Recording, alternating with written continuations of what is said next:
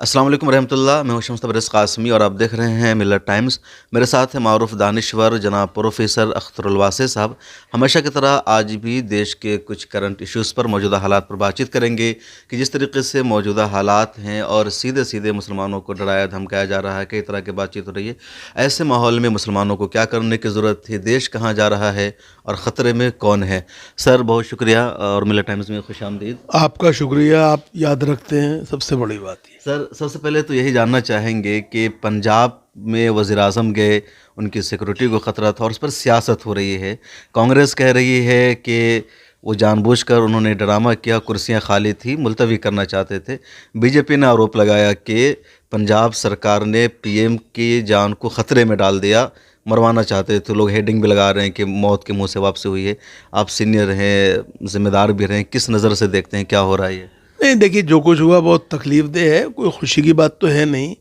سوال یہ ہے کہ وزیر اعظم ہوتا ہے اور سب کا ہوتا ہے۔ دوسری بات یہ ہے کہ لیکن اس معاملے میں یہ تو بات صحیح ہے کہ وہ پہلے انہیں کا جو پروگرام تھا وہ اچانک تبدیل ہوا، موسم کی خرابی اور دوسری وجوہات سے۔ اس لیے سرکار نے بھی پھر جو بیچ میں کسان آ گئے اور کسانوں پہ کسی کا بس نہیں چل رہا ہے، ہم سب دیکھ رہے ہیں، تو انہوں نے، اور اس کی وجہ سے وزیر اعظم کا قافلہ جو تھا اسے روکنا پڑا اور اس کے نتیجے میں انہوں نے پھر واپسی کا فیصلہ کیا۔ تو اس میں میرا خیال یہ ہے کہ اس مسئلے کو سیاسی وہ نہیں بنانا چاہیے، اور اس سے ریاست کے اور مرکز کے بیچ میں جو وفاقی رشتے ہیں وہ تھوڑے خراب ہوتے ہیں، اس سے گریز کرنا چاہیے اور پرہیز کرنا چاہیے۔ جی بالکل۔ سر پچھلے دنوں اتراکھنڈ میں دھرم سنسد ہوئی، اس کے بعد چھتیس گڑھ کے رائے پور میں بھی دھرم سنسد ہوئی اور مسلمانوں کے قتل عام کی بات کی۔ ان لوگوں نے کہا ہندو راشٹر بنانا ہے تو ہمیں مسلمانوں کا قتل کرنا پڑے گا، اس کو میانمار بنانا ہوگا۔ ایسا کیوں ہو رہا ہے اور اگر ابھی یہ حالات ہے تو آگے چل کے اور کیا ہو سکتا ہے؟ دیکھیے، اس کی دو وجوہات ہیں میرے نظر میں، لوگ اس پہ توجہ نہیں دے رہے ہیں۔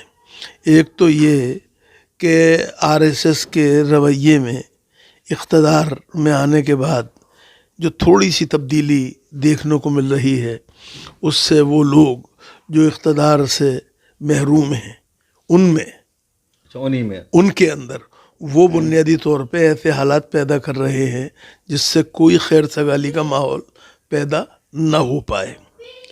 دوسری بات یہ ہے کہ دیکھیے، ہندو راشٹر 1947 میں نہیں بنا، جبکہ پورا پرووکیشن موجود تھا، پورا جسٹیفیکیشن موجود تھا کہ ملک کی تقسیم مذہب کے نام پہ ہوئی تھی۔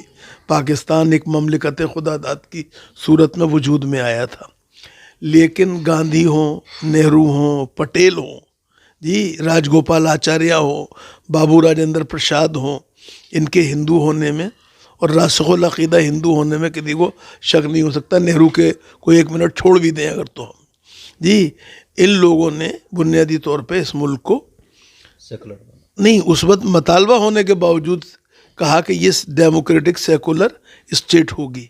تو ایک بات تو یہ۔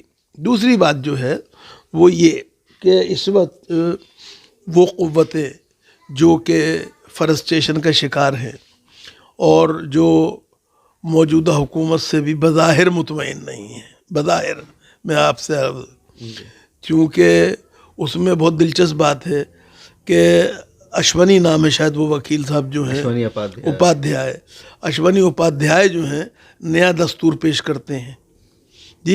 یہ چونکہ ان کو آج تک کیا میں باوجود اس کے کہ یہ ترجمان رہے، سینئر پوزیشنز پہ رہے، اور ان کو ایک طرح سے وہ جگہ نہیں ملی نئی سرکار میں جو کہ ہونی چاہیے تھی۔ اسی طرح ایک بات کا اور خیال رکھنا چاہیے کہ جو سیفرن کلر ہے، زعفرانی رنگ ہے، بھگوا رنگ ہے، وہ بنیادی طور پہ تیاگ و سنیاس کا پرتیک ہے۔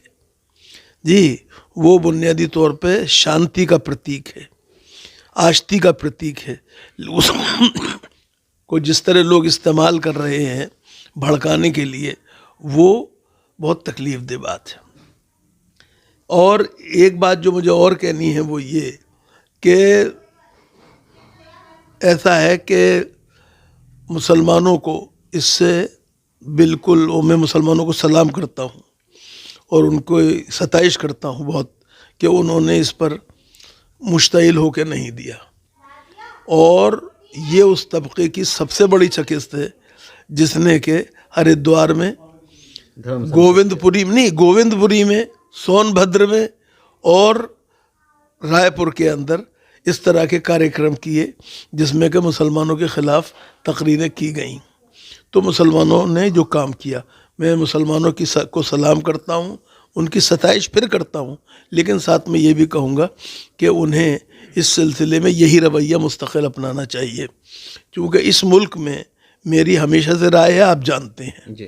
اور آپ سے بار بار میں کہہ چکا ہوں کہ اس ملک کی غالب ترین ہندو اکثریت جو ہے وہ ان لوگوں کے ساتھ نہیں ہے، اور یہ بھی ان کی پرابلم ہے، یہ بھی ان کی پرابلم کہ لوگ ہمارے ساتھ آئیں، لیکن لوگ نہیں آتے. چونکہ دیکھیے بات یہ ہے، چاندنی چوک میں اگر کوئی جھگڑا ہو جی، اور کناری بازار میں ہو، نئی سڑک پہ ہو، چاوڑی بازار میں ہو، لوہیا بازار میں ہو، کھاری باولی میں ہو، تو کاروبار کس کا متاثر ہوگا؟ خود ان کا ہوگا، میجورٹی کمیونٹی. تو ظاہری بات ہے کہ کوئی بھی یہ نہیں چاہتا ہے. یہ تو نٹھلے لوگ ہیں جو کہ بنیادی طور پہ جن کی جیب سے کچھ نہیں جا رہا ہے، تو یہ اس طرح کی کوششیں کرتے ہیں. تو ہمیں ایک بات یہ سمجھنا چاہیے. دوسری بات جو ہے وہ یہ کہ اس ملک کے لوگ جو ہیں وہ شروع سے امن پسند ہیں، آشتی پسند ہیں، اور ہندوستان کا جو خمیر اور ضمیر ہے وہ دونوں انہی سے عبارت ہے. لوگ ساتھ آتے گئے اور کارواں بنتا گیا. جی، فراق نے کہا ہے کہ اقوام عالم کے قافلے آئے اور ہندوستان بن گیا. سر آپ کہہ رہی ہیں وہ لوگ ہیں جو الگ ہے، حکومت میں نہیں ہے، سرکار کے خلاف ایک طرح سے لوگ کام کر رہے ہیں، لیکن جب اتنی بڑی یہ لوگ باتیں کر رہے ہیں، کئی لوگوں میں بے چینی ہے، جو سینا کے ذمہ دار ہیں ان لوگوں نے بھی آ کر کے کھل کر کے تنقید کی ہے، تو پھر حکومت ان کے خلاف کیوں کچھ نہیں بول رہی ہے، کوئی کارروائی نہیں ہو رہی ہے؟ بڑی مشکل سے FIR درج ہوئی ہے. نہیں، میں ایک بات آپ سمجھیے، میں وہی بات کہنا چاہ رہا تھا آپ سے. اس کا جواب تو سرکار ہی دے گی کہ سرکار کیوں نہیں کر رہی ہے. کیونکہ ان کی جو کوششیں ہیں اور ان کے جو بیانات ہیں بھڑکاؤ اور ان کے جو پرتشدد باتیں ہیں، اس سے سرکار کی امیج دنیا میں متاثر ہو رہی ہے.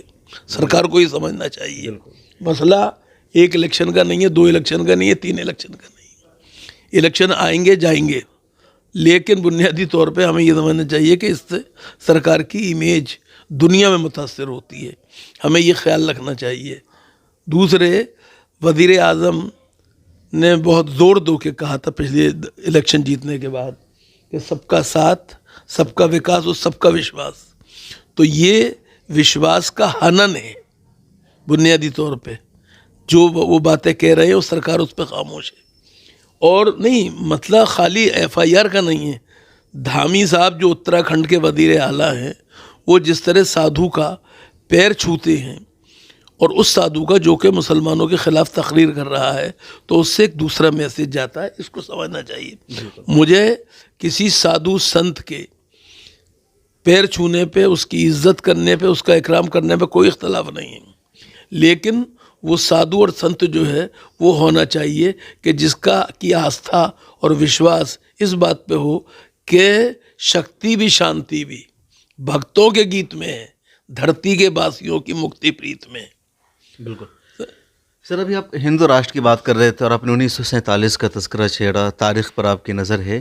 1947 کے کیا ماحول تھا؟ کیا اس وقت بھی جیسے آج کچھ لوگ آتے ہیں ہندو راشٹر، لوگوں نے باقاعدہ، کیا ماحول تھا؟ نہیں، لوگ دیکھیے ایسا ہے، لوگوں نے باقاعدہ مطالبہ کیا تھا. ہندو مہاسبھا نے، انہوں نے تو 1944 میں ریزولوشن پاس کیا، مسلم لیگ والوں نے. انہوں نے تو 1941 میں اجمیر سیشن میں مہاسبھا نے ریزولوشن پاس کر دیا تھا ایک علیحدہ ریاست کے بارے میں. اچھا، مطلب مسلم لیگ سے پہلے ہندو مہاسبھا نے ریزولوشن پاس کیا تھا. ہماری پریشانی یہی ہے کہ ہم تاریخ سے واقف نہیں، تاریخ پہ نگاہ نہیں رکھتے اور ان چیزوں کا خیال نہیں رکھتے. تو بنیادی طور پہ ہمیں یہ ماننا چاہیے کہ یہ جو ساری چیزیں ہیں یہ اس زمانے ان لوگوں کا ہمیں شکریہ ادا کرنا چاہیے. اور ایک بات دیکھیے، میں آپ کے حوالے سے میں بات کہہ رہا ہوں، ہو سکتا ہے لوگوں کو میری بات اس موقع پہ بری لگے، لیکن میں اس بات کو پہلے بھی کہتا رہا ہوں، اس لیے مجھے کوئی وہ نہیں ہے. وہ یہ کہ مسلمانوں کو بھی ایک بات ماننی چاہیے. ہم مسلمانوں کے ایک حصہ ایسا ہے جو یہ چاہتا ہے کہ ہندوستان سیکولر رہے، لیکن وہ نہیں. اس بات کو ہمیں بھی, جو ایسے لوگ ہیں, ہمیں ان کو بھی کنارے کرانا چاہیے, بالکل کیونکہ وہ ہمارے لیے ایک پریشانی کا سبب بنتے ہیں. ہندوستان جو ہے اس کو سب کے لیے ڈیموکریٹک سیکولر ہونا چاہیے جی. اور ایک بات جو سیکولرزم کے حوالے سے میں بات کہنا چاہتا ہوں, وہ بھی ہمیں اپنے رکھنی چاہیے کہ سیکولرزم کا مطلب قطعاً یہ نہیں ہے کہ جب ہم پر کوئی وقت پڑے تو دوسرے ہمارے ساتھ آئیں. سیکولرزم کا منطقی اور لازمی تقاضا یہ ہے کہ جب دوسروں پہ کوئی برا وقت پڑے تو ہم سب سے پہلے ان کے ساتھ ہو. اور یہ لوگوں کا تو قومی فریضہ ہو سکتا ہے, میرا مذہبی فریضہ بھی ہے, کیونکہ میرے رسول نے, اللہ کہ ہمیں جناب محمد رسول اللہ صلی اللہ علیہ وسلم جو ہیں, انہوں نے کیا کہا تھا, اپنے بھائی کی مدد کرو چاہے ظالم ہو یا مظلوم ہو. صحابہ نے کہا کہ صحابہ نے کہا, وہ دنگ رہ گئے یہ سن کے, اور کہا کہ صاحب ظالم کی مدد, مظلوم کی مدد کرنا تو سمجھ میں آیا, ظالم کی مدد کیسے کرے؟ انہوں نے کہا ظالم کی مدد اس کو روک کر کرو ظلم سے. تو بنیادی طور پہ ہمیں اپنے یہاں بھی ایسے لوگوں کو وہ کرنا چاہیے, ایک بات. دوسری بات جو ہے وہ یہ کہ ہمیں اس بات کا بھی خیال رکھنا چاہیے کہ ہمارا جو سیکولرزم ہے وہ مذہب مخالف نہیں ہے. بالکل ہمارا جو سیکولرزم ہے وہ ہندو دھرم کی سرو دھرم سمبھاؤ کی نیتی سے پیدا ہوا ہے. مسلمانوں کی جو ہے وہ لکم دینکم سے پیدا ہوا ہے, لا اکراہ فی الدین سے پیدا ہوا ہے. تو ہمارے اس ملک کا جو سیکولرزم ہے وہ مغرب کا سیکولرزم نہیں ہے, اس بات کو بھی ماننا چاہیے. ایک اور بات جو ہے وہ یہ کہ اس ملک میں جو لوگ ترقی کے دشمن ہیں, وکاس کے خلاف ہیں, پرگتی کے مخالف ہیں, وہ بنیادی طور پہ دھرم سنسد کرتے ہیں. جی دھرم سنسد ہو, مجھے کوئی بیانی نہیں ہے. دھرم سنسد میں ایک آچرن کی ایسی سبھیتا کے بارے میں بات ہو اور اس کو وکست کرنے کے لیے کوشش کی جائے کہ جس میں ہر آدمی ایک دوسرے کو بھائی بھائی سمجھے. جی جو اس میں ہر عورت جو ہے اس کی عزت ہو, اس کو ماں بہن سمجھا جائے, بیٹی کی طور میں دیکھا جائے, یہ ہونی چاہیے آج ہمارے دھرم گروؤں کی کوشش. سر یہ جو دھرم گرو ہے, جو دھارمک جماعتیں ہیں, جہاں کہیں بھی کئی ملکوں کی تاریخ ہے کہ جب بھی ان دھارمک جماعتوں کو عروج ملا ہے یا ان کو چھوٹ ملی ہے, ان کی وجہ سے دیش کا نقصان ہوا ہے. پاکستان کی مثال سامنے ہے, بنگلہ دیش, کئی سارے ملکوں کی مثال سامنے پاکستان ہے. آج تک نہیں اٹھ پا رہا ہے. اور ایک بات آپ کو بتاؤں, دیکھیے میں بنگلہ دیش کے بارے میں ایک بات کہتا ہوں کہ بنگلہ دیش میں چونکہ حکومت نے اس وبال کو بہت زیادہ بڑھنے نہیں دیا, اس لیے آج بنگلہ دیش اس خطے کا سب سے زیادہ ترقی یافتہ ملک ہے. بالکل. اور پاکستان پریشان ہے. پاکستان مذہبی جماعتوں کی مذہبی جماعتوں کی وجہ سے ہو رہا ہے, اور کس کی وجہ سے ہو رہا ہے. دیکھیے پاکستان میں بہت تکلیف دہ بات ہے, بہت. ایک ایسے وقت میں جب ساری دنیا پاکستان کی ایک بیٹی ملالہ کو نوبل پرائز دے رہی تھی, اسی وقت پاکستان کے مذہبی جنونی انتہا پسند جو تھے وہ ایک اسکول میں بچے اور بچیوں کو کیول بھون رہے تھے گولیوں سے, پشاور کے اندر. آپ نے میں نے سب نے دیکھا ہے. جی آپ ایک بات سنیے, پاکستان کے اندر نہ درگاہ, نہ خانقاہ, نہ امام باڑہ, نہ مسجد, نہ سڑک, نہ سنیما ہال, نہ اسکول, کوئی جگہ محفوظ نہیں ہے. جی عمران خان نے آنے کے بعد بہت کوشش کی ہے, اس میں کوئی شک نہیں, میں اس کے نمبر انہیں دیتا ہوں, لیکن صورتحال جو ہے ہمیں اس کو سمجھنا چاہیے. اور ایک بات ہمیں, میں پہلے بھی میں نے بات کہا ہے, اسے پھر دہراتا ہوں میں, اور وہ یہ کہ یاد رکھیے جب سیاست کے لیے مذہب کا استعمال ہوگا اور استحصال ہوگا, اس کے نتیجے میں رام کو بنواس ہوگا, عیسیٰ کو صلیب پہ چڑھنا پڑے گا, حسین کو کربلا میں شہید ہونا پڑے گا, گاندھی کو گولی کھانی پڑے گی. یہاں جس طرح کے حالات ہو رہے ہیں, کہیں ایسا بھی یہاں کے حالات پیدا ہو جائے جس طریقے سے ان جماعتوں کو چھوٹ ہے, اور کہا جا رہا ہے کہ RSS کا بھی پورا سپورٹ ہے, پیچھے سے ہاتھ ہے, تب یہ لوگ کر رہے ہیں سب کچھ. نہیں, مجھے میں اس معاملے میں اس لیے نہیں کہہ رہا ہوں کہ مجھے یہ لگتا ہے کہ RSS کا جو لانگ ٹرم ایجنڈے کی پارٹی ہے, میں اس سے اتفاق نہیں کرتا ہوں. ظاہری بات ہے اس کی پالیسی سے، لیکن چونکہ لانگ ٹرم ایجنڈے کی پارٹی ہے اس لیے وہ اس طرح کے چھوٹے بھائیوں سے کیا کی سرپرستی نہیں کرے گی اور تائید بھی نہیں کرے گی، بالکل، کیونکہ اس سے دنیا میں آر ایس ایس کے لیے بھی مسائل پیدا ہو رہے ہیں جی، اور خود ہندوستان کی حکومت کے لیے بھی سوالیہ نشان کھڑے ہو رہے ہیں۔ سر حالیہ دنوں میں کیپ آیا ہے، بلی بائی، اس سے پہلے سلی ڈیل کیپ آیا، ان سب ایپ میں جو مسلم خواتین ہیں جرنلزم میں دیگر شعبوں میں ایکٹیو ہیں ان سب کی تصویر اپلوڈ کی گئی اور بڑے گھٹیا کمنٹس کے ساتھ۔ یہ کون لوگ ہیں؟ گرفتاری بھی ہوئی ہے، لیکن مقصد کیا ہے ان لوگوں کا ایسا کرنے کا؟ دیکھیے ان کا مقصد کچھ نہیں ہے، اسلام فوبیا کی مختلف شکلیں ہیں۔ اسلام فوبیا کے تحت وہ، اور انہوں نے ٹارگیٹ ان خواتین کو کیا ہے جو کہ بیدار مغز ہیں، سرگرم عمل ہیں، جو ہر طرح کی برائیوں کے خلاف، ناانصافیوں کے خلاف آواز بلند کر رہی ہیں جی، تو اصل میں ان کو نشانہ بنایا جا رہا ہے۔ اور اس کے لیے ظاہری بات ہے مجھے خوشی ہے کہ گرفتاریاں بھی ہوئی ہیں، اور تقریباً ہماری سوسائٹی کا ہر سیکشن جو ہے اس نے ہر دھرم سرزد، ہر طرح کی انتہا پسندی اور اس طرح کی جو بہیمانہ اور شرمناک حرکتیں ہیں مسلمان عورتوں کے بارے میں اس کی مذمت کی ہے۔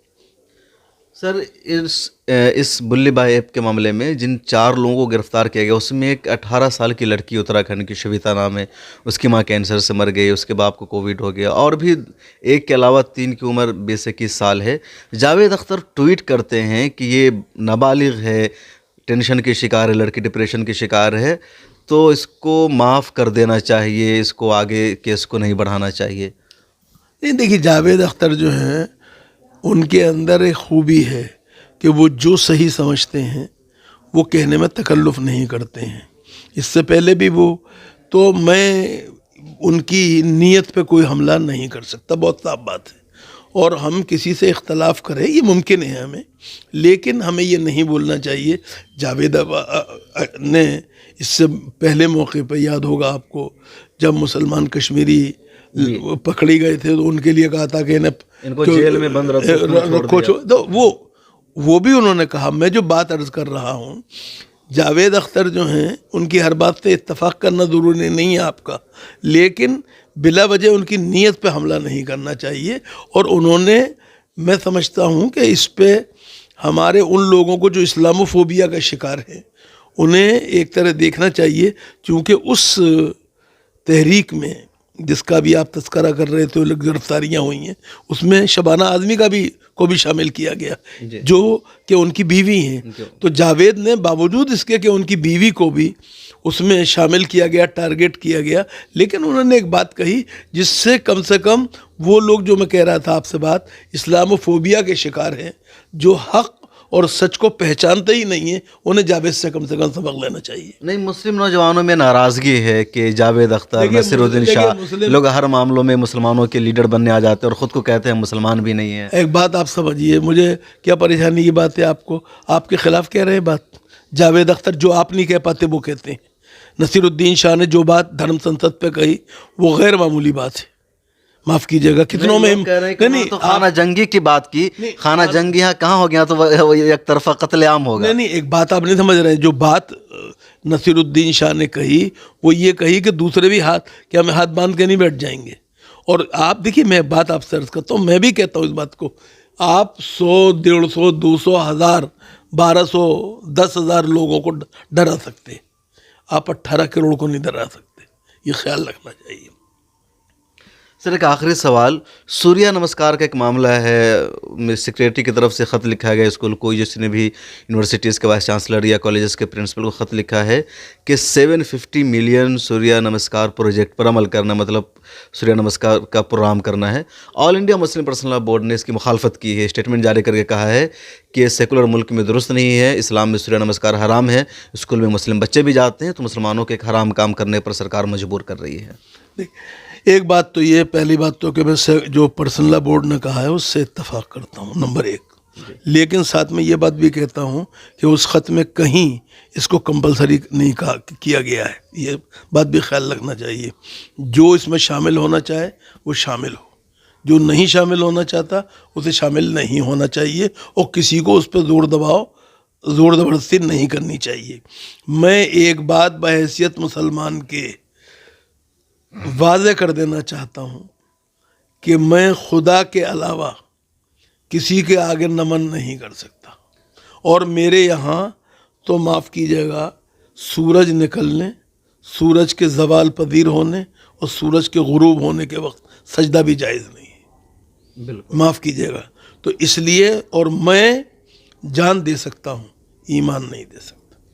سر یہ بات تو ٹھیک ہے, آپ نے کہا کہ کمپلسری نہیں ہے, لازمی نہیں, لہذا مسلم بچے نہ جائیں اسکول میں, لیکن یہ اس کو آزادی کے جشن سے جوڑا گیا ہے کہ 75 آزادی کا امرت مہوتسو منایا جا رہا ہے. تو اگر مسلم بچے نہیں جائیں گے تو دوبارہ الزام لگے گا کہ دیش بھکت نہیں ہے, حب الوطنی نہیں ہے. ایسا ہے کہ ہم لوگوں کے اس حق کو پوری طرح تسلیم کرتے ہیں کہ جو سورہ نمن میں اور سورہ کیا کہا گیا اس کو, سوریہ نمسکار, سورہ نمسکار کو پہ یقین رکھتے ہیں, آستھا رکھتے ہیں, انہیں اس کا پورا حق ہونا چاہیے, اس پہ کوئی پابندی نہیں ہونی چاہیے.